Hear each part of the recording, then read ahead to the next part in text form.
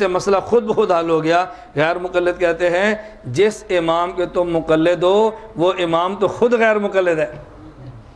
کہتے ہیں وہ امام تو خود غیر مقلد ہے، ہم غیر مقلد ہوئے تو کیا ہے؟ ہم نے کہا ان کے غیر مقلد ہونے کا معنی یہ ہے کہ وہ مقلد نہیں مجتہد ہیں۔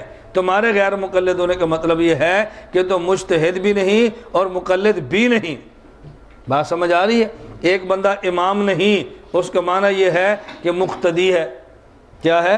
مقتدی ہے۔ اور ایک بندہ امام نہیں، اس کا معنی کہ شرارتی ہے، کبھی امام سے لڑتا ہے کبھی مقتدی سے لڑتا ہے، تمہاری حیثیت وہ ہے۔ ایک بندے کا معنی حاکم نہیں یعنی رعایا ہے، اور دوسرے کا مطلب حاکم نہیں، نہ حاکم نہ رعایا بلکہ باغی ہے۔ تو تمہارے غیر مقلد ہونے کی مثال باغی جیسی ہے، اور امام صاحب کے غیر مقلد ہونے کی مثال مجتہد جیسی ہے، حاکم جیسی ہے۔ رعایا نہیں یعنی حاکم ہے، اور تم کہتے ہو رعایا نہیں یعنی باغی ہے۔ اور بات سمجھ آ رہی ہے؟ ایک آدمی حاکم ہے اور دوسرا کون ہے؟ رعایا۔ اور ایک بندہ رعایا نہیں تو پھر کیا ہوگا؟ حاکم ہوگا نا۔ اب حاکم بھی نہ ہو اور رعایا بھی نہ ہو تو وہ کون ہوگا؟ باغی۔ حضرت امام صاحب رحمۃ اللہ علیہ غیر مقلد ہے، کیا مطلب؟ مقلد نہیں مجتہد ہیں، اور تم مجتہد تو ہو نہیں پھر غیر مقلد ہو۔ اس کا معنی کیا؟ نہ مجتہد نہ مقلد، یہ غیر مقلد قسم یہ ہے۔ اور ایک غیر مقلد مجتہد ہو اور مقلد نہ ہو۔ امام صاحب کے غیر مقلد ہونے کا مطلب یہ ہے کہ وہ مقلد نہیں بلکہ مجتہد ہے۔ ظاہر جو مجتہد ہوگا وہ تو غیر مقلد ہی ہوگا نا۔ بات نشین ہو گئی۔ ایک آدمی حاکم ہے اور دوسرا رعایا۔ ایک بندہ حاکم بھی نہ ہو اور کہ میں رعایا بھی نہیں ہوں، وہ کون ہے؟ باغی ہے۔ ایک بندہ امام ہے اور دوسرا کون ہے؟ مقتدی۔ ایک بندہ امام تو نہ ہے اور کہ میں مقتدی بھی نہیں ہوں، تو یہ کون ہے؟ شرارتی۔ یہ کون ہے؟ شرارتی۔ کبھی امام سے کہتا ہے تیری نہیں ہوتی، کبھی مقتدی سے کہتا ہے تیری نہیں ہوتی۔ مقتدی کو امام سے لڑا رہا ہے، امام کو مقتدی سے لڑا رہا ہے، اور مقتدی کو مقتدی سے لڑا رہا ہے۔ تو تمہاری مثال شرارتی اور باغیوں والی ہے، اور امام صاحب کی مثال حاکم اور امام والی ہے۔ بات سمجھ آ گئی ہے؟ مسائل اجتہادیہ میں غیر مجتہد یہ تقلید کرے گا کس کی؟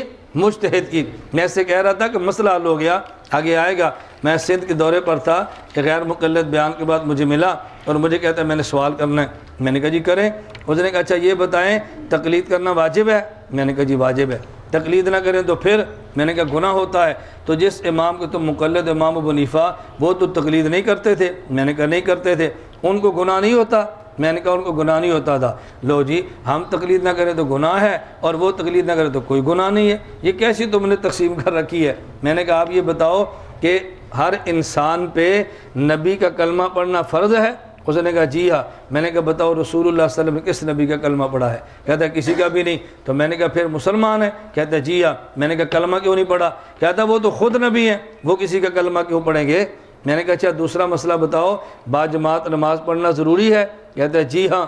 میں نے کہا نہ پڑھے تو پھر؟ کہتا ہے گناہ ہوتا ہے۔ میں نے کہا باجماعت کا مطلب کیا ہے؟ کہتا ہے چند بندے امام کے پیچھے کھڑے ہوں اور نماز پڑھ لیں، اس کا نام باجماعت ہے۔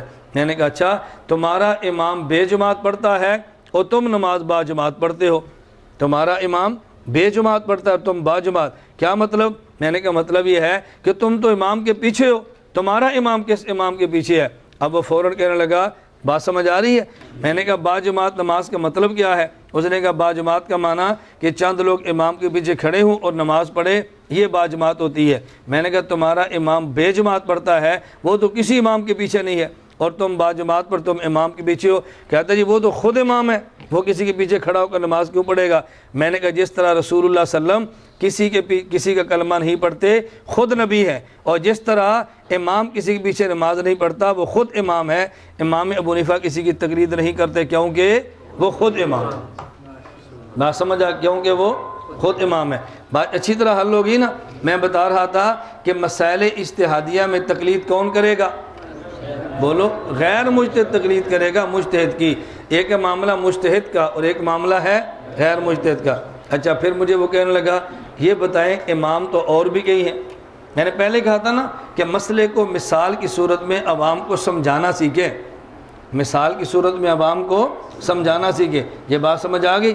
بے اگر تقلید کرنا گناہ نہیں، تقلید نہ کرنا گناہ ہے تو تمہارے امام کس کی تقلید کرتے ہیں؟ کسی کے بھی نہیں، ان کو گناہ نہیں ہوتا؟ میں نے کہا بالکل گناہ نہیں ہوتا۔ دونوں مثالیں ذہن نشین فرما لیں۔ اللہ کے نبی نے کلمہ کس کا پڑھا؟ کہتا ہے کسی کا بھی نہیں۔